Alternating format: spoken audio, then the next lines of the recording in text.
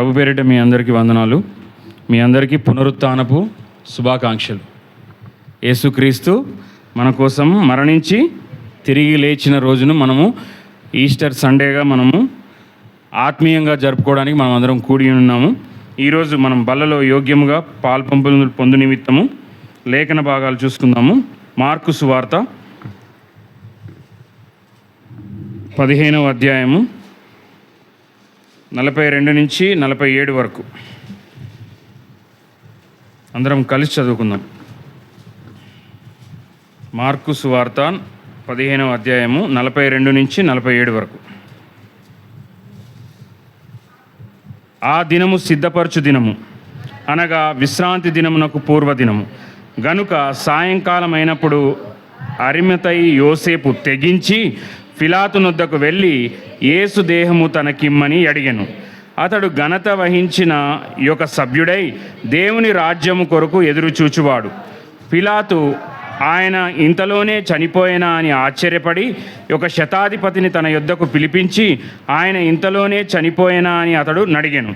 శతాధిపతి వలన సంగతి తెలుసుకొని యోసేపునకు ఆ శవమును అప్పగించెను. అతడు నారబట్ట కొని ఆయనను దింపి ఆ బట్టతో చుట్టి బండలో తొలిపించిన సమాధి యందు ఆయనను పెట్టి ఆ సమాధి ద్వారమునకు రాయి పొర్లించెను. మగ్దలేని మరియయు యోసే తల్లి అయిన మరియయు ఆయన ఉంచబడిన చోటు చూచిరి. ప్రభు సహాయ నిమిత్తం ప్రార్థన చేసుకుందాం. మోకరించగలిగిన వారందరూ మోకరించండి. మహాపరిశుద్ధుడా, ప్రేమగల తండ్రి, కృపగల దేవానికి స్తోత్రం, స్తుతులు. నాయన, నువ్వు మరణాన్ని గెలిచిన మృత్యుంజయుడవు, నాయన సజీవుడు, నాయన జీవము గల దేవుడవు, జీవము గల సంఘములో జీవము గల నాయన అయ్యా ప్రభా, నీ సన్నిధిలో మేము ఆరాధించుటకు, నాయన నిన్ను కొనియాడుటకు, నీ వాక్యపు వెలుగులో మా ఆత్మలను బలపరుచుకున్నటకు, మా జీవితాలను నీకు సమర్పించుకున్నటకు మరి యొక్క దినాన్ని మాకు అనుగ్రహించావు. నాయన పునరుత్థాన దినాన్ని బట్టి, ప్రభు దినాన్ని బట్టి నీకు వందనాలు, స్తోత్రాలు చెల్లిస్తున్నాను. అయ్యా, అల్పుడను అయోగ్యుడను నిష్ప్రయోజకుడు నీ దాసుడను నాయన, నీ శిలువ చాటును మరుగుపరిచి నీ రక్తంలో నన్ను ప్రోక్షించి నా బలహీనతల్లో నీ బలాన్ని సంపూర్తి చేసి మీరే నాయన ప్రతి ఒక్కరికి వినగల చెవిని, గ్రహించగల మనసును దయచేసి వారి వారి హృదయ స్థితి ఏంటో నీ వాక్యపు వెలుగులో నాయన సంధించబడుటకు మాకు వాక్య స్వరూపిగా మాతో మాట్లాడమని, ఈ సమయాన్ని మాకు దీవెనకరంగా మార్చమని, ఆది నుంచి అంతవరకు తోడై ఉండి నడిపించమని యేసు పరిశుద్ధ నామమున ప్రార్థించి వేడుకొంచున్నాం తండ్రి, ఆమేన్. మరి ఒక మారు మీ అందరికీ ఈస్టర్ శుభాకాంక్షలు, శుభములు. బెర్షబా సంఘానికి ప్రభు పక్షాన తెలియజేస్తున్నాను. మనము ఈ సండే కంటే ముందు 2 రోజులు మనం శుక్రవారం నాడు ఏం జరుపుకున్నాం? Good Friday. ఆ గుడ్ ఫ్రైడేలో మనం కొంచెం యేసు ప్రభు వారు ఏం చేశారు? మన కోసం ఏం చేశారు? సిలువ వేయబడ్డారు. సిలువ అనేది శ్రమకు, కష్టానికి, నష్టానికి, తీరని వేదనకి సాదృశ్యం. అంటే ఎంతో కొంత మనం ఆరాధించే ప్రభువు, మనం పూజించే ప్రభు బాధ గుండా, వేదన గుండా, చివరికి మరణం వెళ్ళే పరిస్థితి గుండా వెళ్ళాడనే దుఃఖంతో ఉన్నాం. ఎంతో కొంత అంటే బాధపడ్డం అంటే నా కొరకు పశ్చాత్తాపంతో కూడింది, కృతజ్ఞతతో కూడిన దుఃఖం అది. అంటే నా దేవుడు లేడు అని చెప్పేది కాదు. ఆ దుఃఖం ఏంటి? నా కొరకు ఇన్ని అవమానాలు, ఇన్ని శ్రమలు, ఇన్ని బాధలు భరించాడా అనేది గుడ్ ఫ్రైడే చూసుకున్నాం. మరి శనివారం అంతా నిశ్శబ్దం, అంటే ఏమీ లేదు. అంటే ఆయన చనిపోయారు, ఆయన శిష్యులు ఏమయ్యారు? ఎక్కడ వారు అక్కడ చెదిరిపోయారు. గొర్రెల కాపరిని కొడతాను అన్నాడు, గొర్రెలు ఏమైనాయి? ఆయనను వెంబడించే శిష్యులు, నీకోసం ప్రాణం ఇస్తామన్నవారు, ఆయన సేవలో, పరిచర్యలో అనేకమైన అద్భుతాలు, ఆశ్చర్యకార్యాలు చూసిన వారు ఉన్నారు. మరణం నుంచి బయటకు వచ్చిన వాళ్ళు ఉన్నారు, కళ్ళు పొందిన వాళ్ళు ఉన్నారు, పక్షవాయువు నుంచి విడిపించబడిన వాళ్ళు ఉన్నారు, అపవిత్రాత్మలు, దెయ్యాన్ని పోగొట్టిన వాళ్ళు కూడా ఉన్నారు. మరి వారందరూ సిలువ దగ్గర కనిపించారా? అందరూ కనిపిస్తే నేను ఆయన ఒంటరితనంగా ఫీల్ అయ్యి, తండ్రి నువ్వు నా చెయ్యి, నా దేవా విడిచితివి అన్నాడు. అంటే దేవుని యొక్క, అంటే శిష్యులు లేరు, తండ్రి కూడా మనందరి పాపాలని క్షమించడానికి మన పాపాన్ని క్రీస్తులో వేసి ఆయన కూడా చెయ్యి వదిలేయాల్సి వచ్చింది కొంచెం సేపు, అవునా కదా? కానీ ఎప్పుడైతే శనివారం అయిపోయింది, శనివారం అంతా ఏముంది? నిశ్శబ్దం అని చెప్పాను. మరి ఆదివారం వచ్చింది. ఆదివారం మరి మనం మామూలుగా ఈస్టర్ సండే సన్ రైజ్ చేసుకుంటాం చాలా వరకు. కానీ ఆయన పెందలకడనే ఉదయమే సమాధిని గెలిచి తిరిగి లేచాడు అని ఉంది. చూడండి మత్తయి సువార్త 28వ అధ్యాయం 6వ వచనం చూడండి. మత్తయి సువార్త 28:6.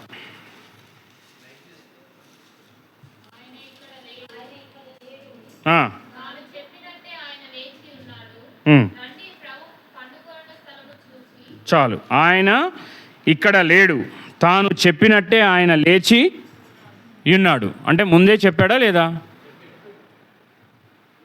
ఏమని చెప్పాడు? మీరు దేవాలయాన్ని చూస్తున్నారు, ఈ దేవాలయాన్ని మీరు పడగొట్టండి, నేను 3 దినాల తర్వాత దాన్ని లేపుతానన్నాడు. ఆయన తన శరీరం అనే దేవాలయం గురించి చెప్పాడు. వాళ్ళు అనుకున్నారు సొలొమోన్ దేవాలయాన్ని పడగొడితే 3 రోజుల్లో లేపుతా అనుకున్నాడు. అంటే ఆత్మీయ విషయాలు ఆత్మీయులకు ఆత్మనేత్రములు గలవారికి అర్థమవుతాయి.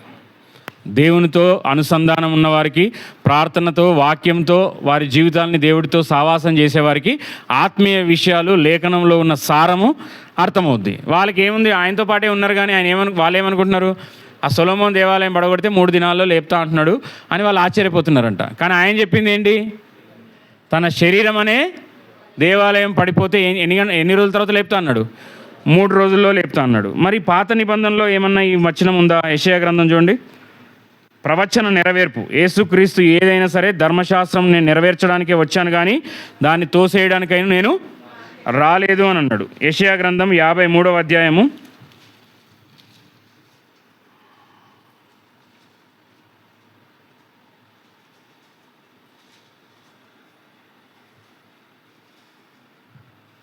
9వ వచనం. అతడు మరణమైనప్పుడు భక్తిహీనులతో అతనికి సమాధి నియమింపబడెను. ధనవంతుని యొద్ద అతడు ఉంచబడెను. నిశ్చయముగా అతడు అన్యాయమేమీ చేయలేదు. అతని నోట ఏ కపటమును లేదు. ఆయన చెప్పినట్టే ఆయన లేచి ఉన్నాడని చూసాం మనం మత్తయి సువార్త. అంటే మాట ఇచ్చి తప్పుటకు ఆయన నరుడు కాదు. ఆయన ఎలా అయితే చెప్పాడో ఈ ప్రవచన నెరవేర్పు. యెషయా గ్రంథంలో 53:9వ వచనంలో ఈ మాట ఉంది. ఆయన భక్తిహీనులతో అతనికి సమాధి నియమింపబడెను, ధనవంతుని యొద్ద అతడు ఉంచబడెను. మరి ఆ ధనవంతుడు ఎవరు? మనం ఇప్పుడు చూసిన మార్కు సువార్తలో ఎవరు? అరమిత యోసేపు. మరి మనం ఈస్టర్ సండే కదా, ఈ మధ్యలో ఏంది ఈయన పేరేంటో ఏమన్నారు? అరిమతయ యోసేపు. మరి అరిమతయ యోసేపు గురించి మనం ఎందుకు ధ్యానిస్తున్నాము అని మీరు అనుకోవచ్చు. కానీ అది ప్రవచన నెరవేర్పు. ఆయన ధనవంతుడు అంట. ఇప్పుడు చూడండి మార్కు సువార్త 15వ అధ్యాయం 42వ వచనం చూడండి. ఆ దినంన సిద్ధపరచు దినము అనగా విశ్రాంతి దినమునకు పూర్వ దినము గనుక సాయంకాలమైనప్పుడు అరిమతయి యోసేపు తెగించి పిలాతునొద్దకు వెళ్ళి యేసు దేహమును తనకిమ్మని అడిగెను. అతడు ఘనత వహించిన ఒక సభ్యుడై దేవుని రాజ్యం కొరకు ఎదురు చూచువాడు. చాలు. ఆయన ఎవరంట? ఇక్కడ ఏముంది? ఆయన ఏముందంట? ధనవంతుడు. మళ్ళీ ఇంకోటి ఏముంది? ఆయన ఏంటంట? ఘనత వహించిన ఒక సభ్యుడు. ఘనత వహించిన సభ్యుడికి, ధనవంతుడికి యేసుక్రీస్తు సమాధితో ఏం పని? బ్రతికుంటే ఆయన ఏమన్నా సూచక్రియలు, అద్భుత కార్యాలు అవన్నీ చేస్తారు. ఈ యొక్క అరిమతయ యోసేపు గురించి 4 సువార్తల్లో ఉంది. ఎన్ని వార్తల్లో ఉంది? 4 సువార్తల్లో ఉంది. బైబిల్లో ఏదైనా సరే 4 సువార్తల్లో ప్రకటించబడిందంటే అది చాలా ప్రాముఖ్యమైన విషయం. ఎందుకంటే మత్తయి, మార్కు, లూకా, యోహాను. మార్కు సువార్త దాదాపు బైబిల్ పండితుల ప్రకారం అది పేతురు రాసిన లిటరేచరే ఉంటుంది. అంటే పేతురు చెప్తే మార్కు అనే వ్యక్తి రాశాడు. మనకు పేతురు యొక్క ఇంటెన్షనే కనపడుతుంది. మనకు మార్కు సువార్తలో డైరెక్ట్గా ఆయన జననం గురించి ఉండదు, ఆయన సేవ గురించి మాత్రమే ఉంటుంది. ఆయన జననము గురించి మత్తయి సువార్తలో, లూకా సువార్తలోనే ఉంటుంది. మనం గమనిస్తే లేఖనాలు, ఆయన వంశావళి అంతా ఎక్కడ ఉంటుంది మనకి? మత్తయి సువార్త, లూకా సువార్తలో ఉంటుంది. మార్కు సువార్తలో డైరెక్ట్ స్ట్రైట్ ఫార్వర్డ్ ఆయన పుట్టింది అది ఏం చెప్పరు. ఆయన సేవ పరిచర్య, ఆయన సేవ చేసి మన కోసం మరణించి తిరిగి లేచింది. డైరెక్ట్ ఎసెన్స్ ఏదో మార్క్స్ వార్తలో ఉంటుంది. మనకి మార్క్స్ వార్తలో ఈయన చెప్పిన మాట ఏంటంటే, ఆయన పిలాతు వద్దకు వెళ్ళి దేహం నిమ్మని అడిగాడంట. మరి ఈ అరిమితయ్య యోసేపు యొక్క క్యారెక్టర్ ఏంటి? ఆయన ధనవంతుడై ఉండి యేసుక్రీస్తు యొక్క ఏమంటారు దాన్ని, మృతదేహాన్ని, అంతే కదా, పార్థివ దేహాన్ని. ఇప్పుడు మనం అందరం చనిపోయినాక ఏమంటారు? శవం అంటారు. ఇంట్లో ఉన్న వాళ్ళే అంటారా అనరా? దయ్యం అనర్లే కానీ ఏమంటారు? శవం అని అంటారు, పార్థివ దేహం అంటారు, భౌతిక కాయము అంటారు, అంతే కదా, డెడ్ బాడీ అంటారు. ఇక వాళ్ళకు వచ్చిన లాంగ్వేజ్లో చెప్తారు. అచ్చ తెలుగులో ఉన్న వాళ్ళు, తెలుగు సాహిత్యం మీద పట్టున్న వాళ్ళు చెప్పేది పార్థివ దేహము అంటారు. పార్థివ దేహం అంటే అందులో జీవము లేదు అని. మరి యేసుక్రీస్తు యొక్క ఆయన ఏమడిగాడు? తనకేమని అడిగాడంటే, యేసు దేహమును తనకిమ్మని అడిగాను. చూడండి లూకాసు వార్త చూడండి 23వ అధ్యాయం. లూకాసు వార్త 23వ అధ్యాయం 50-51. అరిమతయ్యను యూదుల పట్టణపు సభ్యుడైన యోసేపు అని ఒకడుండెను. అతడు సజ్జనుడు నీతిమంతుడునై ఉండి వారి ఆలోచన. ఒక్క నిమిషం. అతడు సజ్జనుడు. సజ్జనుడు అంటే జనులలో గొప్పవాడు. ఇటు చూడండి, నన్ను చూడాలి. అంటే నేను తెలుగు లెసన్స్ ఏం చెప్పట్లేను. పురుషోత్తముడు అంటే పురుషులలో ఉత్తముడు. సజ్జనుడు అంటే సత్ అంటే మంచి, మంచితనము కలవాడు. ఏమన్నట్టు? మంచితనము కలవాడు. మళ్ళీ ఇంకేముంది? నీతిమంతుడై ఉండి, మంచివాడంట నీతిమంతుడై ఉండి వారి ఆలోచనను వారు చేసిన పనికిని సమ్మతింపక దేవుని రాజ్యము కొరకు కనిపెట్టు చుండినవాడు. ఈయనకేముంది? ఒక మనసులో ఏముంది? దేవుని రాజ్యం కోసం కనిపెట్టే వ్యక్తిగా ఉన్నాడు. ధనవంతుడై ఉన్నాడు, నీతిమంతుడుగా ఉన్నాడు, సజ్జనుడై ఉన్నాడు. కానీ ఎలా వెంబడిస్తున్నాడు? ఆ యూదుల పెద్దలకు వారికి భయపడి ఈయన బయటకు వచ్చాడా? ఈయన గురించి మనము యేసుక్రీస్తు మరణం అయిన తర్వాత తప్ప ఈయన హిస్టరీ, ఈయన బయోగ్రఫీ మనం ముందు చూడం. మన జీవితాల్లో కూడా, మన లోపల కూడా రహస్యంగా దేవుని వెంబడించే వాళ్ళు మన చుట్టూ కోకొల్లలు ఉంటారు. వారికి యేసుక్రీస్తు అన్నా, యేసుక్రీస్తు బోధన్నా, యేసుక్రీస్తు నమ్ముకోవడం ద్వారా, ప్రార్థించడం ద్వారా అద్భుతాలు ఆశ్చర్యకారాలు జరుగుతాయని తెలుసు. కానీ వాళ్ళు ఏం చేస్తారు? వాళ్ళు బయటికి రారు. వాళ్ళు ఏం చెప్తారు? మా కొరకు ప్రార్థన చేయండి, మా కోసం గట్టిగా వేడుకోండి, గట్టిగా అడగండి. అంటే మా అన్యులు చెప్పే మాట ఏంటంటే వాళ్ళకు వచ్చిన భాషలో అలా చేస్తారు. ఈ అరిమితయ్య యోసేపు కూడా ఒక రహస్య క్రైస్తవుడు. ఈ రహస్య క్రైస్తవుడు ఏం చేశాడంట? మంచోడేనంట, నీతిమంతుడిగానే ఉన్నాడంట. కానీ యేసుక్రీస్తు నా ప్రభు అని కానీ, నేను ఆయన రాజ్యం కోసం నిలబడుతున్నాను, ఆయన రాజ్యం కోసం కనిపెడుతున్నాను కానీ బయటకు వచ్చి సాక్ష్యం చెప్పినట్టు కానీ బయట కానీ మనం చూడం. మరి నా జీవితము ఇప్పుడు చాలామంది రన్ ఫర్ జీసస్ అని ఉరుకుతున్నారు. Run for Jesus only good ఫ్రైడేకి ఈస్టర్కి మధ్యలో ఉరికేసి మిగతా టైంలో పడుకుంటే సరిపోద్దా? లేకపోతే దేవుని కోసం అనుదినము పరిగెత్తాలా మన సిలువెత్తుకొని? అంటే నేను ఎవరిని విమర్శించట్లేదు.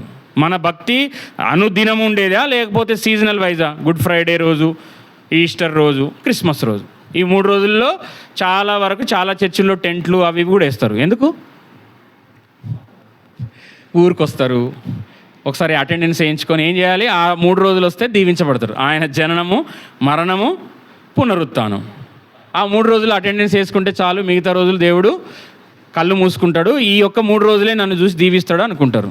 కరెక్ట్? అది మన భక్తి. ఒక 40 రోజులు ఉపవాసం ఉండి ఆగిపోతే సరిపోద్దా? 40 రోజులు నిష్టగా ఉండి వాక్యానుసారంగా ఉండి తర్వాత 320 రోజులు చిల్లర అవి మనకు ఇష్టానుసారంగా ఉంటే దేవుడు మనల్ని మెచ్చి దీవిస్తాడా? మరి మన భక్తి అనుదినము అనుక్షణము వెంబడించే భక్తి. ఈయన ఏం చేశాడు? ఆయన సమాధి అయ్యేంత వరకు రహస్యంగా దాగి ఉన్నాడా లేదా? నేను చెప్తున్నా, బైబిల్ చెప్తుంది మాట. బైబిల్ చెప్తుంది. బైబిల్లో ఉన్న సత్యాన్ని ఉన్నది ఉన్నట్టుగా మనం గ్రహించాలి. మనం కూడా అంతే. నువ్వు దేవుడి కోసం నిలబడాల్సిన సమయంలో, సాక్ష్యం ఇవ్వాల్సిన సమయంలో, యవ్వన ప్రాయంలో దేవుని కోసం ఉండాల్సిన బదులు యవ్వన కాలంలో ఏముంది, మామూలుగా అన్యుడిని అనుకోండి. నేను ఒక హైందవ కుటుంబం నుంచి వచ్చిన వ్యక్తిని. ఏముంది, ఉన్నన్ని రోజులు జీవితాంతం డబ్బు కోసం కష్టపడాలి. దేనికోసం? డబ్బు కోసం కష్టపడాలి. డబ్బు వచ్చిన తర్వాత పేరు కోసం కష్టపడాలి. ఆ డబ్బే, పైసామే పరమాత్మ ఉంది. నువ్వు డబ్బు లేకపోతే నీకు విలువ ఇయ్యరు, ఏమి ఇయ్యరు, నీకు అసలు ఏమీ చూడరు. డబ్బు ఉంటే ఏదైనా, చనిపోయే శవం కూడా ఏం లేస్తుందట. తమిళ్లో ఒక సామెత ఉంటుంది, చనిపోయిన శవం కూడా డబ్బు అని పెట్టగానే అంట, సూట్ కేసు పెట్టగానే శవం ఏమొస్తుందంట, లేచి కూర్చుంటుందంట. మరి ఒక హైందవ కుటుంబంలో నుంచి వచ్చిన నాకు అదే అనిపిస్తుంది. మామూలుగా హైందవ కుటుంబంలో ఉన్న వాళ్ళు మామూలుగా ఆలోచించేది, మా తల్లిదండ్రులు కానీ వారి పూర్వీకులు కానీ, మనకున్న సమయం అంతా కష్టపడి అంతా తీరిపోయిన తర్వాత మన సారము మన బలం అంతా పోయినాక ఓన్లీ మనకు నిద్ర పట్టని రాత్రులు ఉంటాయి కదా. ఒక 60 సంవత్సరాలు వచ్చిన తర్వాత రాత్రి నిద్ర పట్టదు చాలామంది వృద్ధులకు. నేను కామెంట్ చేయట్లేదు, ఎందుకంటే నేను ఎప్పుడు పోతానో, ఒకళ్ళు పడుకుంటే లేస్తానో లేవనో, ఏంటి పడుకుంటే లేస్తానో లేనో, ఇంకా బాధ్యతలు ఎన్నో ఉన్నాయి. దేవుని యందు నిరీక్షణ ఉన్నవాడు పడుకోవడం వేరు, దేవుని యందు విశ్వాసం లేనివాడు పడుకుంటే వాడికి నాకు రాత్రి నిద్ర రావట్లేదండి, 3 అవుతుంది, ఫ్యాన్నే చూస్తూ ఉంటా అంటారు. మా ఇంట్లో మా రక్త సంబంధువులు కూడా చెప్తూ ఉంటారు. చెప్తే వాళ్ళకి ఏముంది, నిరీక్షణ ఉందా? యేసుక్రీస్తును రక్షించేవారు మనం ఇప్పుడు మరణించిన మనం ఏం చేస్తాం, ఆయన యొక్క రాజ్యంలో చేర్చబడతాం. ఆ దొంగకి ఇచ్చాడా లేదా అవకాశం? మరి నువ్వు ఇన్ని రోజులు వెంబడిస్తున్నావు, చేస్తున్నావు, ఆయన రాజ్యానికి వెళ్ళడమే కదా ముఖ్యమైన గురి. ఇంతకాలము చేసి, ఇంత భక్తి చేసి, ఇంత ప్రార్థన చేసి అస్సలు నువ్వు పోగొట్టుకున్నావు అనుకో. ఏషావు ఏం చేశాడు? నేను అందులోకి వెళ్ళట్లేదు, ఒక మాట చెప్తున్నా. ఏషావు యుద్ధ ప్రావీణ్యుడు. పోయి ఏం చేయాలి? నాన్న చెప్పగానే నువ్వు వెళ్ళి నాకు వేటాడి మాంసం తీసుకురా, నేను నిన్ను దీవిస్తా అంటే, ఆయన యుద్ధ ప్రావీణ్యుడైనప్పుడు తమ్ముడు వాళ్ళ మదరు వేసే స్కెచ్ ఆ ప్లాన్ లోపల పొయ్యి కొట్టి తీసుకొని వచ్చి రావాలా లేదా? ఆశీర్వాదం కావాల్సినోడు ఏం చేశాడంట? ఏముందిలే, మా నాన్న నేను పెట్టిందే దించుతాడు, మా నాన్న మంచి భోజన ప్రియుడు, నేను పెట్టిందే తింటాడు, నన్ను దీవించకపోతే ఇంకెవరిని దీవిస్తాడంట.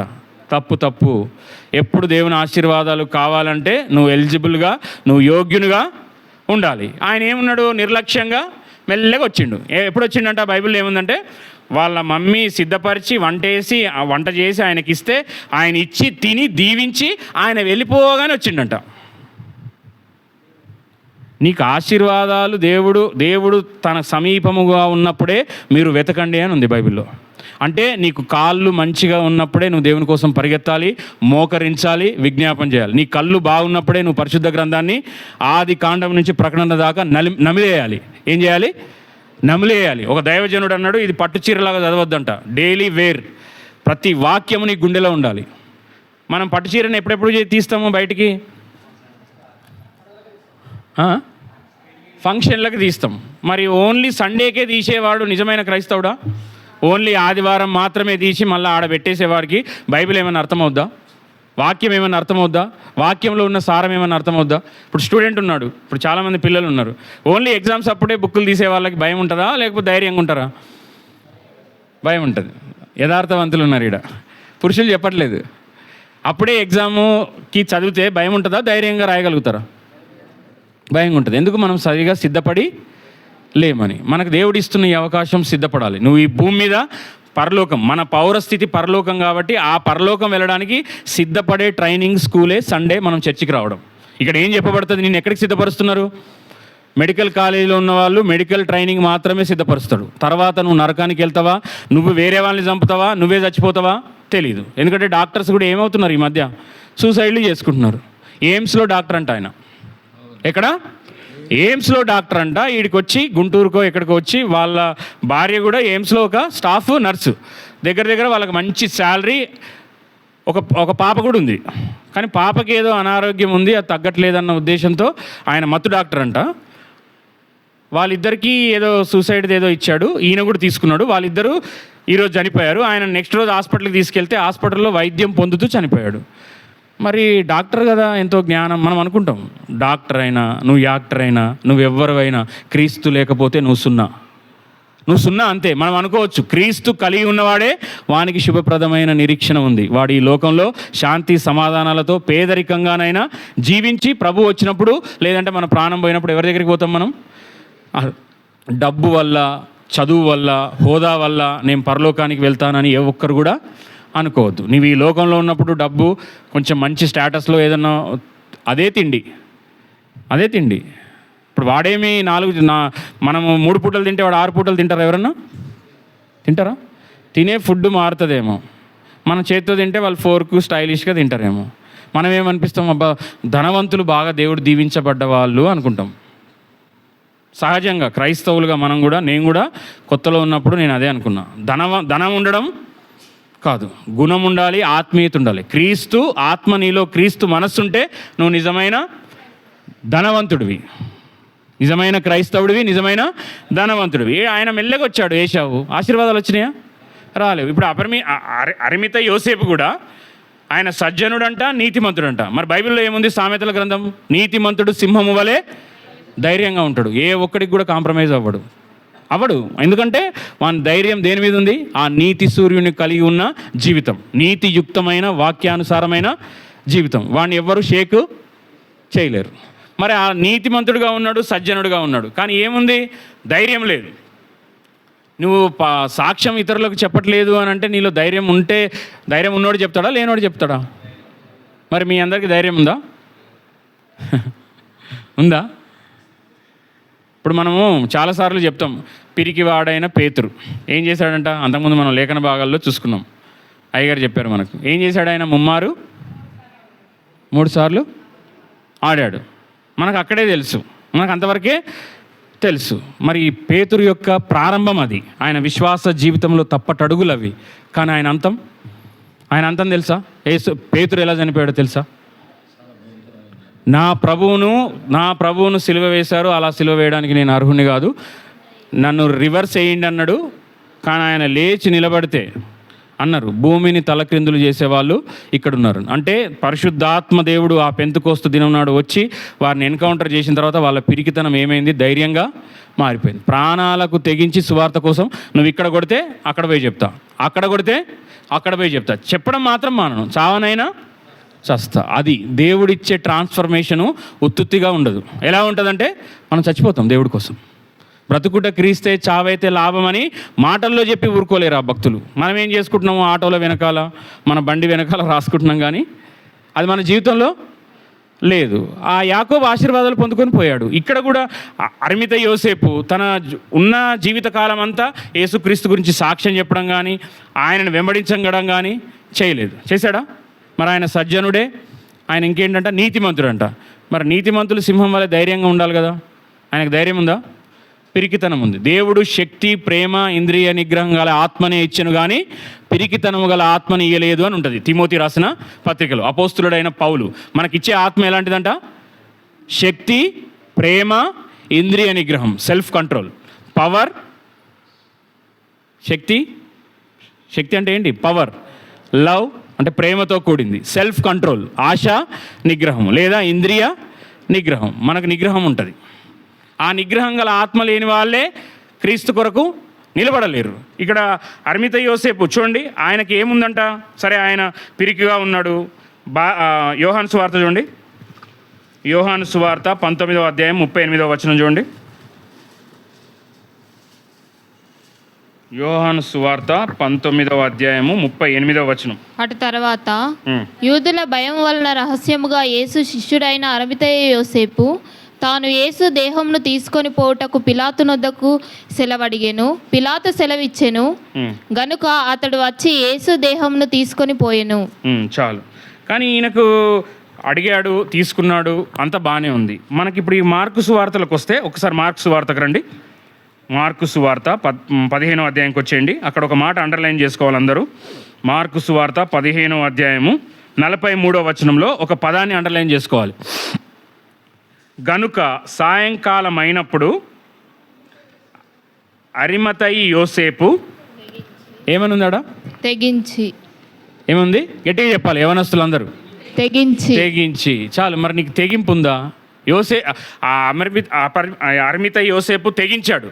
ఇక లాస్ట్కి ఏమనుకున్నాడు?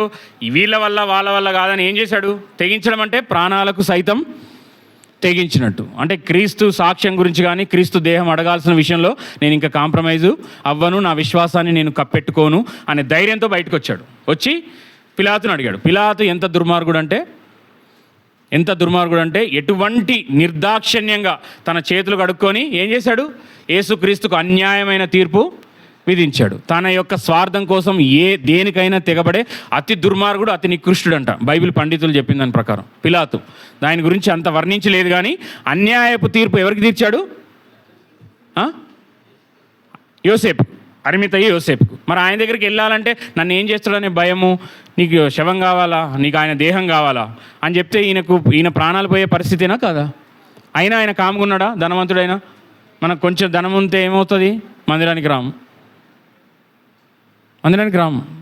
ధనం అయిపోయినాక, పర్సు ఖాళీ అయిపోయినాక ఏమొస్తాం? దేవా పట్టజాలనంత విస్తారంగా దీవించు, నువ్వు దీవిస్తావంట కదా అని వస్తాం. నేను పట్టజాలనంత దీవించాలంటే నువ్వేం చేయాలి? క్రమం తప్పకుండా మందిరానికి రావాలి, వాక్యానుసారంగా జీవించాలి. ఈ లోకంలో ఎంత పెద్ద పాస్టర్ వచ్చి నీ మీద ప్రార్థన చేసినా నువ్వు వాక్యానుసారంగా జీవించకపోతే ఆ పవర్ నీలో పనిచేస్తుందా? పనిచేయదు. ఆ పవర్ నీలో పనిచేయాలంటే నువ్వు విశ్వాసం ఉంచి ఆ సేవకుడితో కానీ ఆ వారితో కానీ నువ్వు ప్రార్థన చేసుకుంటే ఏమవుతుంది? నువ్వు వాక్యానుసారంగా జీవిస్తే దీవించబడతావు. అంతేనా కదా? హేబేలు యొక్క అర్పణను అంగీకరించారని మీరు విన్నారు. నేను వినలేకపోయాను, కానీ లాస్ట్లో మీరు చేసిన ఆరాధనను బట్టి దేవుడు నాతో మాట్లాడిన విషయాలను నేను పంచుకున్నాను. ఆయన ఏం చేశాడు? శపితమైన భూమి, అప్పటికే శపించేశాడా లేదా? ఆదాము అవ్వల్ని శపితమైన భూమి నుంచి వచ్చిన దాన్ని దేవుడికి అర్పించాడు. ఈయన ఏం చేశాడు? తొలిచూలు పుట్టిన దాన్ని, క్రొవ్విన దాన్ని, శ్రేష్టమైన దాన్ని. దేవుడికి ఏది ఇచ్చినా సరే గుర్తుపెట్టుకోండి, మీ జీవితంలో గుర్తుపెట్టుకోండి. పెద్దవాళ్ళు చిన్నపిల్లలకు కూడా నేర్పియాలి. నలిగిపోయిన నోట్లు, పాత నోట్లు, చిల్లర కనబడద్దు బాక్స్లో. అది ఎవరికి ఇస్తాం మనం? చిల్లర, నలిగిపోయిన నోట్లు ఎవరికి ఇస్తాం? బయట ఎవరికి ఇస్తాం మనం? లీస్ట్, మనకున్న పాకెట్లో లీస్ట్ది ఎవరికి ఇస్తాం మనం బయట వెళ్తే? కరెక్ట్ చెప్పారు, బెగ్గర్స్కి ఇస్తాం. నువ్వు రాజువు, ప్రభువుల ప్రభువు, నిత్య నివాసి అయిన జీవము గల దేవుని మందిరానికి వచ్చినప్పుడు అంటే నీకున్న దాంట్లో శ్రేష్టమైనది ఇవ్వాలి. కొత్త నోటు నువ్వు దాచిపెట్టుకోవద్దు. కొత్త నోటు మందిరంలో ఉంటే నిన్ను దేవుడు దీవిస్తాడు. నువ్వు ఇచ్చింది చూస్తాడు, నువ్వు ఏ మనసుతో ఇచ్చిందో. అంటే ఆడ ఎక్కువ ఇస్తున్నారా తక్కువ ఇస్తున్నారా అని కాదు, ఏమి ఇవ్వాలి? శ్రేష్టమైనది ఇవ్వాలి. ఇవ్వాలా లేదా? శ్రేష్టమైనది మనం ఇస్తున్నామా లేదా అని గమనించుకోవాలి. తన కొరకు తొలిపించుకున్న సమాధి. ఇక అరిమిత యోసేపు అప్పుడు కాలంలో యూదులు ఏం చేసేవారు? వారి సమాధుల్ని ముందే తొలిపించుకొని పెట్టుకునేవాళ్ళు. అందుకే బైబిల్లో ఉంటుంది, ఇది చూడాలి. ఏమంటాడంటే, మనుష్య కుమారుడికి తల వాల్చుకోవడానికైనా ఆకాశ పక్షులకు గూళ్ళు, నక్కలకు బొరియలను కలవు, కానీ మనుష్య కుమారునికి తలదాల్చుకోవడానికైనను స్థలము లేదు. ఆయన ఎక్కడికన్నా వెళ్ళాలి అంటే అరువు తెచ్చుకున్న పడవ. ఏం పడవ అది? చూడాలి ఇటు. ఆ పడవ అయిందా? కాదు. ఆయన పుట్టినప్పుడు ఆయన ఒక సత్రం, డబ్బులు ఇచ్చితే ఉండే సత్రం, పశువుల పాక.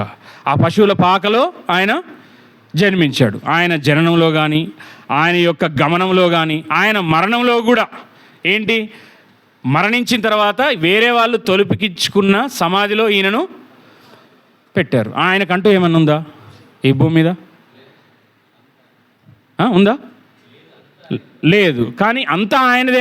ఆయన ఈ ఒక్కటన్నా ఏమన్నా ఆయన కోసం ఉంచుకున్నాడా?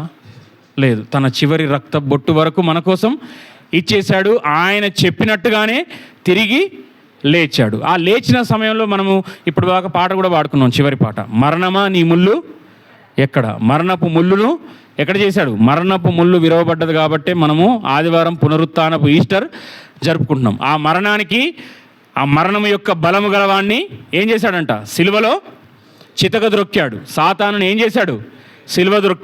చితకద్రొక్కాడు. ఆ మరణానికి ఉన్న బలం ఏంటి? శాపము. మనం చేసిన పాపం వల్ల వచ్చినది, పాపం వల్ల వచ్చు జీతము మరణము. ఆ మరణంలో మనం తర్వాత పోయేది ఎక్కడికి? నిత్య నరకం. ఆ నిత్య నరకానికి, ఆ పాపంలో వచ్చే శిక్ష మనం భరించకుండా ఉండడానికే క్రీస్తు 2026 సంవత్సరాల కోసం నీ కోసం జన్మించాడు. నీ కోసమే 3వ దినమున తిరిగి లేచాడు. నువ్వు సేవిస్తున్న దేవుడు సజీవుడా? నేను ప్రార్థిస్తున్న దేవుడు, నేను పూజిస్తున్న దేవుడు, నేను ఆరాధిస్తున్న దేవుడు ఇప్పుడు చెవులుండి వినేవాడు, కళ్ళుండి చూసేవాడు, నా హృదయాన్ని అంతరంగం అంతా ఎరిగినవాడు అని నేను పూర్తిగా నమ్ముతున్నాను అన్నవారు చేయి చూపించండి మీ కుడి హస్తాన్ని పైకి. నేను మనస్ఫూర్తిగా నమ్ముతున్నాను. నా దేవుడు సజీవుడు, ఇప్పుడు బ్రతికున్నాడు. నేను మృతుడైన వాడిని సేవించట్లేదు అంటే మిగతా వారు ఇంకా నిశ్చయత లేదా? మీ దేవుడు సజీవుడుగా ఉన్నవాడు అని. సజీవులను మీరు మృతులలో దించండి. సజీవుడైన వారిని మీరు మృతులలో ఎలా వెతుకుతున్నారు? మన దేవుడు సజీవుడు. సజీవులే కదా నిన్ను స్తుతిస్తారు. కాబట్టి మన దేవుడు మరణాన్ని ఎలా గెలిచాడు? ఇప్పుడు ఆ బండ ఉంది, చాలా వరకు మనం ఆ బండను చూస్తాం. ఆయన మహిమ శరీరంతో బయటకు వచ్చాడు. ఆయన బండ కడ్డమా? బండ లేకుంటే రాలేడా?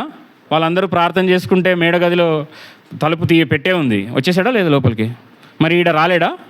ఆ బండ ఎందుకు? బండ ఉంటే అది క్రీస్తు బయటికి రావడానికి కాదు, ఆ బండ మనము వెళ్ళి ఆయన అక్కడ లేడు అని చూడడానికి, ప్రజలందరికీ ఆ యొక్క సమాచారం తెలవడానికి ఆ బండ తీయబడింది. మరి నీకు ఏ బండ ఉంది? నీకు క్రీస్తుకు మధ్య ఏ బండ ఉంది? ఏ బండ అడ్డంగా ఉంది? నీ ఉద్యోగమా?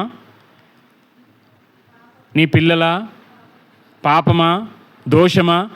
మరి ఆ బండ బయటికి వస్తేనే నువ్వు కూడా క్రీస్తు ఎలా అయితే మరణం నుంచి తిరిగి లేచి బయటికి వచ్చాడో నువ్వు కూడా క్రీస్తులో బయటికి రాగలుగుతావు. చూడండి ఆ మాట మా రోమీలకు రాసిన పత్రిక 8వ అధ్యాయము 11వ వచనంలో ఉంటుంది. చూడండి, రోమీలకు రాసిన పత్రిక, అపోస్తులుడైన పౌలు, మృతులలో నుండి యేసును లేపిన వాని ఆత్మ మీలో నివసించిన యెడల. అందరు తీయాలండి. 8వ అధ్యాయం 11వ వచనం, పేజీ నంబర్ 138, రోమీలకు రాసిన పత్రిక 8వ అధ్యాయం 11వ వచనం చదవాలి. మృతులలో నుండి యేసును లేపిన వాని ఆత్మ మీలో నివసించిన ఎడల. మృతులలో నుండి యేసును లేపిన వాని ఆత్మ మీలో నివసించిన ఎడల. మృతులలో నుండి క్రీస్తు యేసును లేపిన వాడు చావునకు లోనైన మీ శరీరములను కూడా మీలో నివసించుచున్న తన ఆత్మ ద్వారా జీవింపజేసెను. మళ్ళీ చదువుతున్నాను చూడండి. మృతులలో నుండి యేసును లేపిన వాని ఆత్మ మీలో నివసించిన ఎడల, మృతులలో నుండి క్రీస్తు యేసును లేపిన వాడు చావునకు లోనైన మీ శరీరములను కూడా మీలో నివసించుచున్న తన ఆత్మ ద్వారా జీవింపజేయును. మనమందరము ఇప్పుడు రైతులు విత్తనం వేస్తారు. ఒక విత్తనం వేశాడంట, అలాంటి బుద్ధి తక్కువ రైతు, ఎందుకంటే వ్యవసాయం మీద ఏ పట్టు ఏది లేనివాడు వేసాడంట. వేసి నీళ్ళు పోసాడంట, తవ్వి పెట్టాడంట. ఆనే కూర్చొని ఏడుస్తున్నాడంట, అది చచ్చిపోయిందని. ఏమైందంట? అది చచ్చిపోయిందని బోర్మని దాని దగ్గర కూర్చొని ఏడుస్తున్నాడంట. ఏడ్చుకుంటూ అట్లే ఉండి వెళ్ళిపోయిందంట. తర్వాత వర్షం పడి చేసి ఆడున్న దాంట్లో నుంచి మొక్క విత్తనం బయటకు వచ్చిందంట. అది నిద్రిస్తుంది. అంటే మనం కూడా మరణిస్తే క్రీస్తునందు నిద్రిస్తాం, కానీ అది శాశ్వతమైన నిద్ర కాదు. కానీ క్రీస్తును అంగీకరించిన వాడికి ఆ నిద్ర లేదు, విశ్రాంతి అనేది లేదు. వాడు నిద్రిస్తున్నాడని చెప్పబడదు. మనం నిద్రిస్తే ఏమవుతుంది? మనం క్రీస్తునందు నిద్రిస్తున్నాం. ఆయన వచ్చినప్పుడు ఆయన లేచినట్టుగానే మనం కూడా లేస్తామా లేవమ్మా? మధ్యాకాశంలో ఆయనను కలుసుకోమా? అట్టి శుభప్రదమైన నిరీక్షణ మనకు కలిగి ఉండాలనేదే దేవుడు కోరుకుంటున్నాడు. ఇంకొక లేఖన భాగం చూడండి, 2 కొరింథీ 5వ అధ్యాయం 17వ వచనం, 5:17.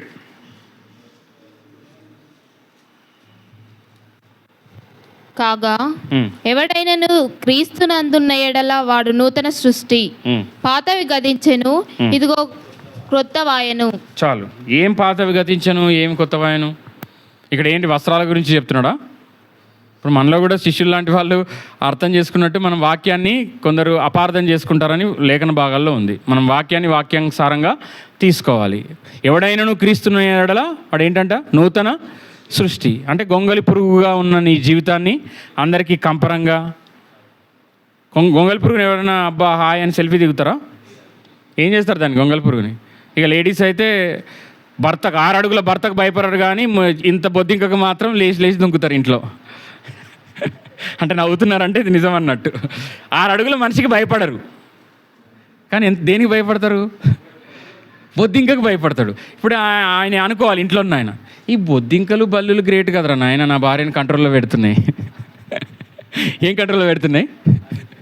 బొద్దింకలు బల్లులు. అమ్మో బల్లులు అంటే నాకు పడదండి, బొద్దింక అంటే నాకు భయం అండి. అంటే ఆ గొంగలి పురుగు గురించి చెప్పాల్సి వస్తుంది. అది ఎంత అసహ్యంగా ఉంటుంది. క్రీస్తులోనికి రాకముందు, మన మారు మనసుకు పొందకముందు మన పాత రోత జీవితం ఎలాంటిది?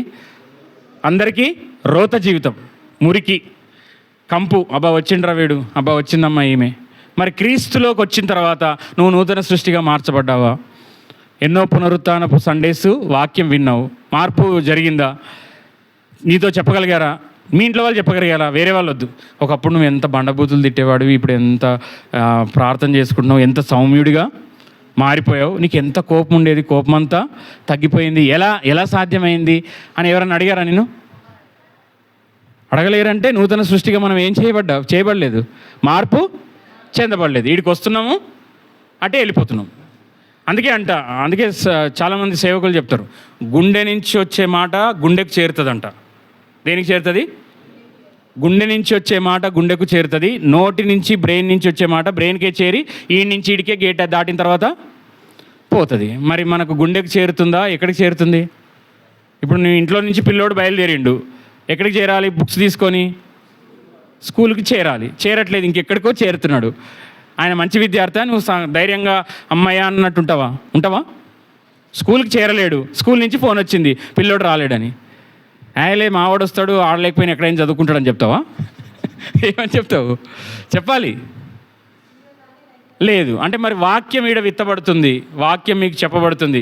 ఒక సర్వీసింగ్ సెంటర్ లాగా యవ్వనస్తులకు వారికి వీరికి ఎంతో సిద్ధపడి బాధ్యతాయుతంగా మీ జీవితాలు బాగు చేసుకుంటారు, క్రీస్తు స్వారూప్యంలోకి మారుతారని ఇక్కడ వాక్యము వెదజల్లబడుతుంది. మరి ఆ వెదజల్లబడుతున్న వాక్యాన్ని తీసుకుంటున్నారా?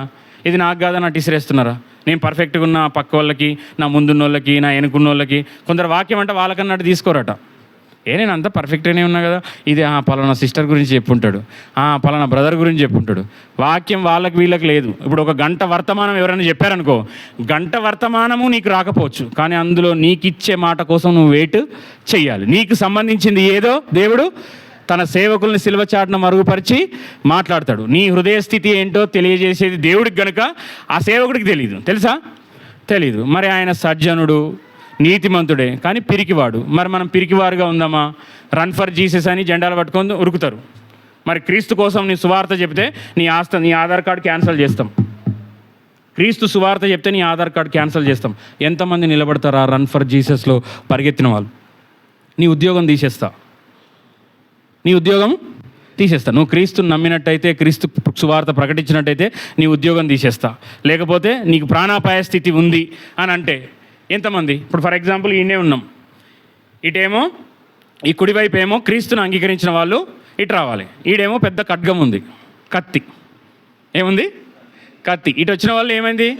క్రీస్తు కొరకు చావడానికైనా సిద్ధపడే వాళ్ళంతా కుడివైపు రావాలి. యేసు క్రీస్తు కూడా తాను వేరు చేసేటప్పుడు కుడివైపు గొర్రెలను, ఎడమవైపు మేకలను వేరు చేస్తాడు కదా. అప్పుడు అందుకే దాని సాదృశ్యంగా చెప్తున్నా. ఈడో పెద్ద ఖడ్గం ఉంది, ఇక్కడ పెట్టి క్రీస్తును అంగీకరించిన వాళ్ళు, క్రీస్తు కోసం బ్రతుకుతామన్న వాళ్ళందరూ ఇటు రావాలి. వాళ్ళ ఒక శాసనం రిలీజ్ అయింది. ఇటు సైడ్ వెళ్ళిన వారికి ఇటుకో సూట్ కేసు ఉంది, ఒక్కొక్కరికి ₹1,00,000 ఇస్తాం. ఎంత? ₹1,00,000 ఒక సూట్ కేసు ఉంది. అందులో ఇటు నిలబడే వాళ్ళు ఎంతమంది, ఇటు నిలబడే వాళ్ళు ఎంతమంది? నేను విశ్వాసుల గురించి మాట్లాడుతున్నా, అన్యుల గురించి కాదు. విశ్వాసుల గురించి, క్రైస్తవులము, ఆత్మీయులు అనబడిన వారు అలా చలామణి అవుతున్న వాళ్ళ యొక్క సారము, శేషమేంటో తెలిసిపోద్ది. ఇందులో చాలామందికి భాగాహారం అని తెలుసు కదా, మల్టిప్లెక్షన్ అంటాం కదా. కింద ఏమంటారు? కింద వచ్చేదాన్ని ఏమంటారు? శేషము అంటారు. మరి ఇప్పుడు మన భక్తిలో, మన సంఘాల్లో, సార్వత్రిక సంఘంలో కానీ ఎక్కడైనా కానీ దేవుడు ఆ శేషము, అమూల్యమైన క్వాలిటీ విశ్వాసుల కోసం చూస్తున్నారు. వీరు ధనాన్ని వెంబడించే భక్తుల, లేకపోతే గొప్ప, కొంతమందికి ఏంటి మందిరాలకంట, పాట ఇవ్వకపోతే ఆమె రాదంట, ప్రార్థన ఇవ్వకపోతే మందిరానికి రాదంట. ఇక ఆయనకైతే కంపల్సరీ ఆయన పేరు, వీలైతే ఆయన ఇచ్చిన చందా పేరు చెప్పకపోతే మందిరానికి రారంట. ఆయనకి ఏదో ఒక అవకాశం పులిపిటి మీద ఇవ్వాలంట, లేకపోతే మందిరానికి రారంట. వాళ్ళు నిజమైన విశ్వాస, నిజమైన సేవకుల? నువ్వు ఎవరి కోసం చేస్తున్నావు?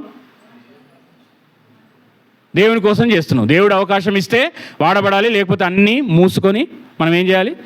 వినాలి, వాక్యము ఆలకించాలి. కానీ నువ్వు దేవుడి మీద, సేవకుడి మీద అలిగి నేను మందిరానికి రాను, అక్కడ అవకాశం ఇయ్యరు, మాకు ఇంపార్టెన్స్ ఇయ్యరు అంటే నువ్వు దేవుడి కోసం వస్తున్నావా, నీకు పేరు కోసం వస్తున్నావా అని మనం పరిశీలించుకోవాలి. ఇప్పుడు చాలామంది వచ్చారు, ఇటు మంది ఎక్కువ మంది ఉంటారా, ఇటు మంది ఎక్కువ ఉంటారా? చెప్పండి, నేను ముందుకు వెళ్ళిపోతాను.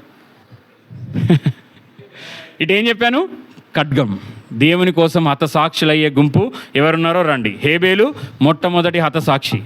రండి, దేవుని నమ్మి దేవుని వెంబడించే వాళ్ళు ఇటు రండి. దేవుడు లేడు అని ఒక మాట చెప్పి మేము విశ్వసించము, ప్రకటించము, ఆయన కోసం ఉండము, ఈ సూట్ కేసు పట్టుకొని లోకంలో కలిసిపోండి, తర్వాత నిత్య నరకానికి వెళ్ళిపోండి. చనిపోయినాక తర్వాత చూస్తాం. ఇప్పుడు చాలా అప్పుల్లో ఉన్నాను, అసలే క్రూడ్ ఆయిల్ దొరుకుతలేదంట, గ్యాస్ అన్న కొనుక్కోవచ్చు, పోయి సూట్ కేసు పట్టుకొని ఉరుకుతాం. అంతేనా?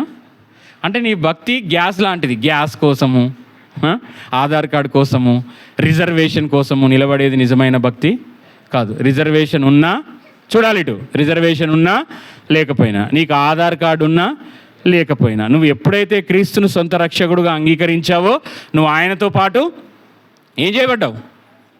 ఆయన జనన మరణ పునరుత్థానంలో నువ్వు పాలిభాగస్తుడువు అయ్యావు. మరి మనము ఇటు మంది ఎవరు రారా? మరి ఇటు ఎవరు వస్తారు? ఇటు నేను వస్తానన్న వాళ్ళు చేయి చూపించండి యథార్థంగా. మీరు ఎందుకు నవ్వుతున్నారు? బ్రతుకుట క్రీస్తే చావైతే లాభం అన్నట్టుగా నాకు ఆ ₹1,00,00,000 వద్దు, నేను దేవుని కొరకే బతుకుతా, బతికిన కొన్ని రోజులు ఆ శేషంలాగా మిగులుతా అన్న వాళ్ళు చేయి చూపించండి యథార్థంగా. ఓకే, చాలు. ఒక సేవకుడికి కావాల్సింది ఇది. నేను సంతోషంగా ఉన్నా. అంటే బెర్షబా సంఘంలో ఆ శేషము మిగిలారు, ఆ సేవకుడి యొక్క పరువు కాపాడారు. దేవుడు ఇది చూస్తున్నాడు. మీ హస్తాన్ని మేము చూడట్లేదు. ఎవరు చూస్తున్నారు? దేవుడు చూస్తున్నాడు. అంటే మీరు ఈ మాటకు, ఈ తీర్మానానికి మీరు కట్టుబడి ఉండాలి. ఆ అరిమిత యోసేపు దాక్కొని అలా ఉన్నాడు, కానీ ఏం చేశాడు? చివరికి తెగించాడు. మీలో నాలో కూడా ఇప్పుడు దేవునికి కావాల్సింది దేవుని కోసం తెగించే వాళ్ళు కావాలి. డబ్బు కోసము గబ్బు పనులు చేయడానికి ఎంతకైనా తెగిస్తున్నారా లేదా? తమ జీవితాన్ని నాశనం చేసుకోవడానికి ఒక వ్యక్తికి బ్రతకడానికి ధైర్యం కావాలా, చనిపోవడానికి ధైర్యం కావాలా? నేను ముగిస్తున్నాను, చెప్పాలి. బ్రతకడానికి కావాలా ధైర్యం, చనిపోవడానికి కావాలా? యాజ్ ఎ మెడికల్ వ్యక్తిగా నేను చెప్తున్నా, మీరు చెప్పండి, నేను సమాధానం చెప్తా. బ్రతకడానికి ధైర్యం కావాలా, చనిపోవడానికి ధైర్యం కావాలా? చనిపోవడానికే ధైర్యం కావాలి. దేనికి కావాలి? చనిపోవడానికే. దేవుని కోసం చనిపోవడం అనట్లా, మీరు అలా తీసుకోవద్దు. బ్రతకడం కష్టమా, లేకపోతే మనల్ని మనం మన జీవితాన్ని ముగించుకోవడము ఇబ్బందా అంటే ధైర్యం దేనికి కావాలంటే మన జీవితాన్ని మనం ముగించుకోవడము చాలా ధైర్యం కావాలి. మరి అంత ధైర్యం చేసేవారు బ్రతకడానికి ఎందుకు చేయరు?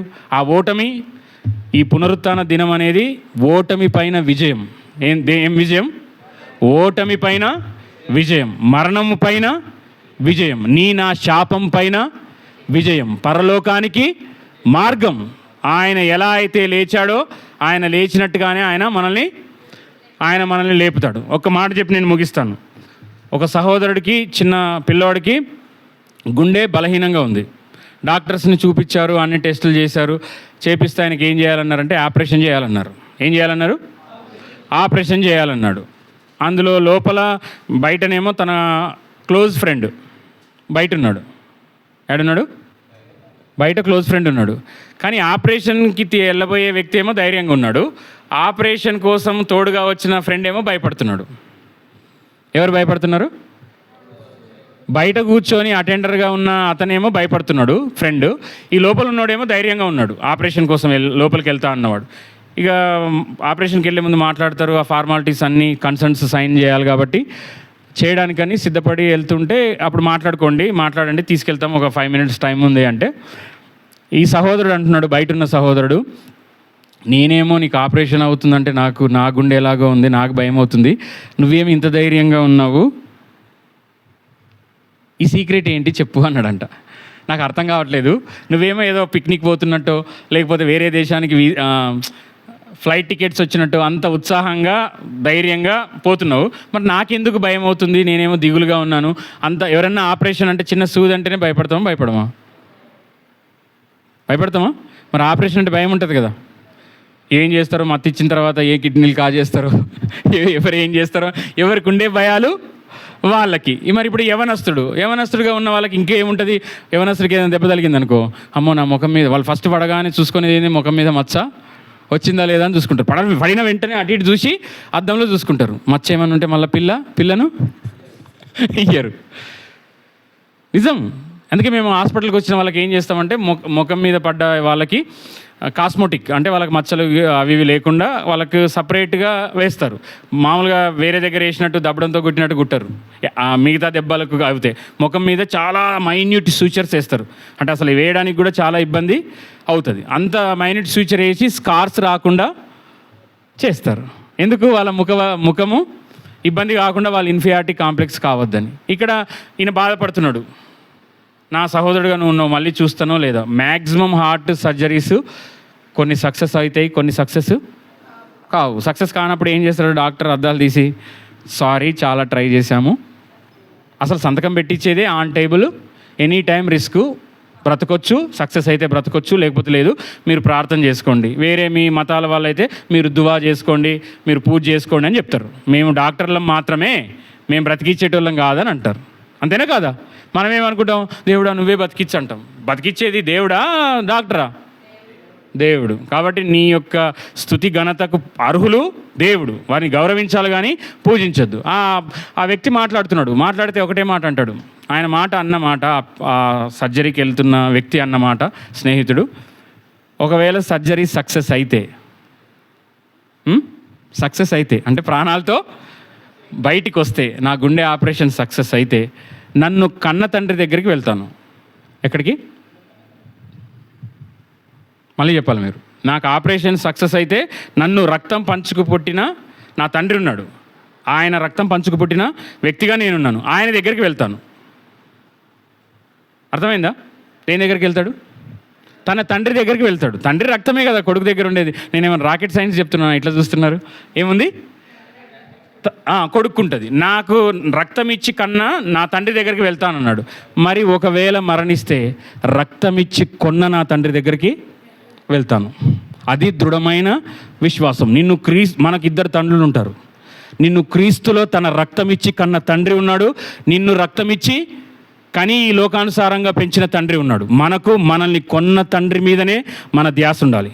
మన తల్లిదండ్రులుగా మనం వారిని గౌరవించాలి, సన్మానించాలి. కానీ మన కొన్న తండ్రి ఒకతను ఉన్నాడు. అది ఆ రోజే, ఆ కొన్న సందర్భమే గుడ్ ఫ్రైడే. నిన్ను క్రీస్తు తన రక్తంలో కొన్నాడు. నీవు నేను ఆయన రక్తం అంత విలువైన వాళ్ళం. ఆయన రక్తం ఎలాంటిదంట? నిర్దోషము నిష్కలంకమైన గొర్రెపిల్ల రక్తంలో మీరు కొనబడ్డారు. సంఘం అంటే ఏంటంట? క్రీస్తు రక్తంలో కొనబడ్డ సంఘం, వ్యక్తులం మనం. కాబట్టి మనం ఆయన అమూల్యమైన రక్తంతో కొనబడ్డ మనము దేవునికి చిత్తానుసారంగా, దేవునికి ఇష్టంగా, ధైర్యంగా ఉండాలి. దేవుడు పిరికితనం గల ఆత్మని లేదు. ఆ అరిమిత యోసేపు లాగా ఓన్లీ ఈస్టర్ రోజే కాదు, మన దేవుడు తండ్రి కుడి పార్శ్వమందు ఉన్నాడు, మన కొరకు విజ్ఞాపన చేస్తున్నాడు. మనం ప్రార్థన చేస్తే వింటాడు. సజీవుడే కదా వింటాడు. మరి సజీవంగా లేని వాళ్ళు వింటారా? ఇప్పుడు మీరు ఇందులో ఎంతమంది, నేను ముగిస్తున్నాను. తాజ్మహల్ ఎంతమంది వెళ్ళారు ఇక్కడ? ఎవరన్నా వెళ్ళడం? ఓకే, ఒక్కరు. అదేంటది? సమాధి. అది తాజ్మహల్ అనేది ఒక సమాధి. అక్కడికి వెళ్తే, నేను ఒక సందర్భంలో ఎగ్జామ్ రాయడానికి ఆగ్రా వెళ్ళినప్పుడు వెళ్ళాల్సి వచ్చింది. వెళ్తే అక్కడ లోపలికి వెళ్తుంటే ఆ చలవరాతి పాడైపోతాయి అది అని చెప్పి సాక్షులు ఇస్తారు వచ్చిన వాళ్ళందరికీ. అవి వేసుకొని లోపలికి వెళ్ళాలి. నేను అనుకున్నా, అప్పటికి దేవుడిని నమ్ముకున్నా, ఈ సమాధికే వీళ్ళు ఇంత చేస్తే అక్కడ స్ఫటికం వంటి బంగారు వీధుల్లో తిరుగుతామంట. మనం ఎక్కడ తిరుగుతాం? బంగారు వీధుల్లో తిరుగుతామంట. మరి మనం అందులోకి ఎలిజిబుల్ పొందాలంటే ఈ సమాధి చేయడానికే నువ్వు ఇంత అవుతే, మరి ఆ పరలోకపు పట్టణానికి సిద్ధపడాలంటే నువ్వు ఈ వాక్యానుసారంగా ఏ స్టాండర్డ్లో ఉండాలా లేదా? మరి మనం ఏ స్టాండర్డ్లో ఉన్నాం? అదే సూట్ కేసా కత్య? ఎటువైపు ఉన్నాం? ఇదైతే కరెక్ట్ భక్తి. ఇది చావో రేవో నాకు క్రీస్తే కావాలి. ఆయన జనన మరణ పునరుత్థానములు ప్రచురం చేయకుండా నేను ఉండలేను. నేను ముగిస్తున్నాను. ఆయన బలహీనుడే, కానీ దేనికోసం తెగించాడు? ధనవంతుడే, ధనం ఉన్నా కానీ నాకేం కావాలి? నా నిజమైన ఆస్తి దేవుడు. ఇన్ని రోజులు రహస్యంగా ఉన్నాను, ఇక్కడి నుంచి అన్నా నేను బయటికి రావాలి. నువ్వు ఇన్ని రోజులు దేవుని కోసం అన్ని కాళ్ళు చేతులు ముడుచుకొని ఉన్నవేమో, ఓన్లీ అటెండెన్స్ కోసమే మందిరానికి వస్తున్నవేమో, లేకపోతే సేవకుడు ఫోన్ చేస్తాడనో, లేకపోతే రాకపోతే ఏమన్నా అవుతుందేనో అట్లా వస్తున్నవేమో. కానీ ఇప్పుడు నువ్వేం చేయాలి? యేసు ఎలా అయితే సమాధిని గెలిచి బయటకు వచ్చాడో, ఆ అరిమిత యోసేపు ఎలా అయితే ధైర్యంగా తెగించాడో, నువ్వు దేనికోసం తెగించాలి? దేవుని కోసం తగ్గించుకోవడానికి తెగించాలి. నేను ముగిస్తున్నాను. తగ్గించుకోవడానికి తెగించుకోవాలి. సువార్త ప్రకటించడానికి తెగించాలి. అదే కుటుంబాలు కూలిపోవాలంటే తెగిస్తారు చాలామంది. ఆ తెగింపు కాదు నేను చెప్పేది. దేవుని కోసం తెగించాలి. మరణమైన, ఇబ్బంది అయినా నా దేవుడు సజీవుడు, పునరుత్థానుడైన క్రీస్తునే నేను ప్రకటిస్తున్నాను. మనము మరణంలో నుంచి జీవంలోనికి దాటిపోవాలనే క్రీస్తు ఈ లోకానికి వచ్చాడు. మరి నయగారా జలపాతం ఎంతమంది తెలుసు? కెనడా దేశంలో నయగారా అనే జలపాతం సుప్రసిద్ధమైన జలపాతం. రెండు కొండల మధ్య అమాంతంగా నీళ్లు లోపలికి పోతాయి. అది చూడడానికి భయంకరంగా ఉంటుంది. కానీ 7 వింతల్లో అదొక వింత. దాన్ని చూడడానికి ప్రపంచ నలుమూల దేశాల నుంచి వస్తారట. ఎక్కడి నుంచి వస్తారు? ప్రపంచ నలుమూలల నుంచి వస్తారు. సరే ఈ చిన్న చిన్న దాంట్లో చేస్తే మనము ఇప్పుడు చాలామంది యవనస్తులు కూడా చేస్తున్నారు కదా రీల్స్ రైల్వే పట్టాల మీద. దేనికోసం చేస్తారు? పేరు కోసము, అందరూ లైక్ చేసి రికగ్నైజ్ చేద్దామని. అది ఎప్పుడు పొరపాటున కూడా మనం చేయొద్దు. ఒక వ్యక్తి ఏం చేశాడు, ఆ లోయ గుండా ఆ కొన నుంచి ఈ కొన దాకా పెద్ద దారం కట్టుకొని దీని మీద నేను నడుస్తాను. అక్కడున్న మీడియా వచ్చింది, అందరు వచ్చారు, చూశారు, వీడేంటి పిచ్చోడ్లాగా ఉన్నాడు అని చూశారు. ఎవరు చెప్పినా వినలేరు. నా ఫీట్ ప్రపంచమంతా తెలియాలి. నేను నయగారా జలపాతాన్ని తాడు మీద బ్యాలెన్స్ చేసుకుంటూ నేను వెళ్తాను. ఇప్పుడు మనం ఇక్కడ చూస్తాం కదా, చిన్నపిల్లలు బ్యాలెన్స్ చేసుకుంటూ వెళ్తారు కదా, చూసారా? సర్కస్లో లాగా ఆయన ఏం చేశాడు, ఆ నయగారా జలపాతం మీద నడవడం ప్రారంభించాడు. భయపడ్డారు. అక్కడ ఉన్న కాంగ్రిగేషన్ అంతా ఉత్కంఠ భరితంగా చూస్తున్నారు. ఏమవుద్ది, పడిపోతాడా. మీడియా అంతా కవర్ చేస్తుంది. చివరి దాకా చేరి ఒక మాట అన్నాడు. చివరిదాకా చేరిన తర్వాత వాళ్ళ ఆనందానికి అవధులు లేకుండా చప్పట్లు కొట్టారు. చిన్నపిల్లలు కేరింతలు ఆయన హైలైట్ చేసేశారు. చేసిన తర్వాత ఆయన ఒక మాట అన్నాడు, ఇప్పుడు నేను ఆ నుంచి ఇటు వచ్చాను కదా, ఇప్పుడు ఇటు నుంచి అటు వెళ్తాను, ఎవరన్నా మీరు వస్తే వాళ్ళని తీసుకొని వెళ్తాను అన్నాడంట. ఏం చేశాడు, ఇటు నుంచి అటు వెళ్ళాను కదా, ఇప్పుడు మీలో ధైర్యవంతులు ఎవరన్నా ఉంటే కాసుకోండి, మీకు అంత ధైర్యం ఉంటే, యవనస్తులు ఉన్నారు, పిల్లలు ఉన్నారు, మీకు ఇట్లాంటి ఫీట్లు చేయడం ఇష్టం ఉంటే, కొంతమంది చేస్తారు కదా, టైర్ల కింద చేతులు పెట్టుడు, ఐసులు కొట్టించుకున్నాడు, మనం మామూలుగా స్కూల్లో చేస్తాం కదా, ఆ ఫీట్లు అంటారు వాటిని. బండి మీద ఇట్లా నిలబడ్డము, మిలిటరీలో కూడా చేస్తారు అవి. సో ఆ వ్యక్తి ఇంకొక ఛాలెంజ్ ఇచ్చేసరికి, నేను వెళ్ళాను కదా, మీలో ధైర్యవంతులు ఎవరున్నారో ఛాలెంజ్ చేస్తున్నాను, రండి, వారిని ఈ ఒడ్డు నుంచి ఈ ఒడ్డుకు తీసుకెళ్తానంటే, ఒక జయప్రకాష్ లాంటి ఒక యవనస్తుడు బాలుడు, ఆ బాలుడు ఏం చేశాడు, నేను వస్తానని చెప్పి ఆయనతో పాటు వచ్చాడు. వస్తే వీళ్ళన్నారు, వీడికి బుద్ధి లేదు, నీకు ఇంకా ఎంతో జీవితం ఉంది, నువ్వు వాడు చెప్పిన పిచ్చి మాటలు నమ్ముతావు, ఎందుకు అది ఇదని తిడుతున్నారు, చూశారు, అన్నీ చూశారు.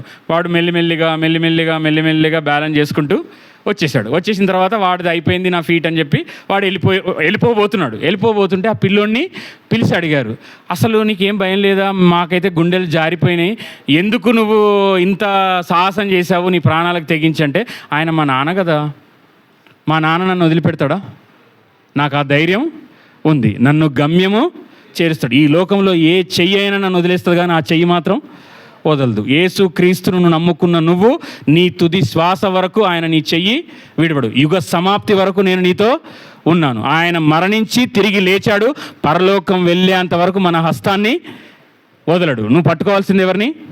మీ నాన్నని. మరి అలాంటి నాన్న, ఆ ప్రభు అయిన యేసుక్రీస్తు నీ నాన్నగా ఉన్నాడా? నువ్వు చెప్పగలవా, నా నాన్న, నా తండ్రి, నా ప్రభు అయిన యేసుక్రీస్తు అని? ఆ నాన్నగా ఉన్నవారు మాత్రమే పరలోకానికి చేరగలుగుతారు. ఇంకా రక్షణ పొందలేక, క్రీస్తును సొంత రక్షకుడుగా అంగీకరించలేక, మారు మనసు పొంది బాప్తిజం తీసుకోలేని వాళ్ళందరూ ఆయన నాన్న అని పిలవగలుగుతారా? పిలవలేరు. కాబట్టి ఈరోజు ఒక తీర్మానం తీసుకోవాలి. మనందరికీ నాన్న ఎవరు? మన కొరకు ప్రాణం పెట్టి తిరిగి లేచిన మన ప్రభు అయిన యేసుక్రీస్తు. అబ్బా తండ్రి, పరలోకమందున్న తండ్రి, మనం తండ్రిగా భావిస్తాం. మరి ఆ తండ్రి నీ తండ్రిగా ఉన్నాడా? ఆ యేసుక్రీస్తును సొంత రక్షకుడు అంగీకరించావా? నువ్వు యవ్వనుడివైనా, బాలుడివైనా, వృద్ధుడివైనా నీకు ఆ దేవునితో సంబంధము, సావాసము ఉందా?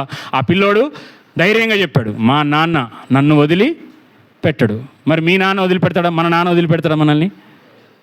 తల్లి అయినా మరచును కానీ నేను నిన్ను మరవను, నా అరచేతుల్లోనే నిన్ను చెక్కున్నాను. నీ దగ్గర డబ్బు ఉన్నప్పుడు, ఆరోగ్యం ఉన్నప్పుడు నీ బిడ్డలు చూసుకుంటారేమో, కానీ ఆయన ఏం చేస్తాడంట, ముదిమి వచ్చు వరకు నిన్ను ఎత్తుకొని వాడను నేనే, నిన్ను చంకన ఎత్తుకొని పెట్టుకుని వాడను నేనే. కాబట్టి నీకు నిరీక్షణ నువ్వు కలిగి ఉండాల్సింది బిడ్డలు చూడలేదు, వాళ్ళు చూడలేదు, వీళ్ళు పరామర్శించలేదు కాదు, నీకు తండ్రి ఉన్నాడు. ఆ తండ్రి చేతుల్లో నీ చెయ్యిని పెట్టుకో, ధైర్యంగా ఉండు. దేవుడు నిన్ను ఎక్కడికి తీసుకెళ్తాడు? పరలోకానికి తీసుకెళ్తాడు. ఆ నయగారా జలపాతంలో ఉన్న ఒక ఒడ్డు నుంచి ఇంకో ఒడ్డుకి ఎలా తీసుకెళ్ళగలిగాడో, పరలోకంలో నుంచి వచ్చిన వానికే పరలోకంలో నుంచి తీసుకెళ్ళగల అధికారం ఉంది, అడ్రస్ కూడా తెలుసు. అందుకే అంటాడు కదా, నేనే మార్గము, సత్యము, జీవము, నా ద్వారా తప్ప ఏ ఒక్కడును పరలోకానికి రాలేడు. కాబట్టి మనం అందరం మోకరిద్దాం.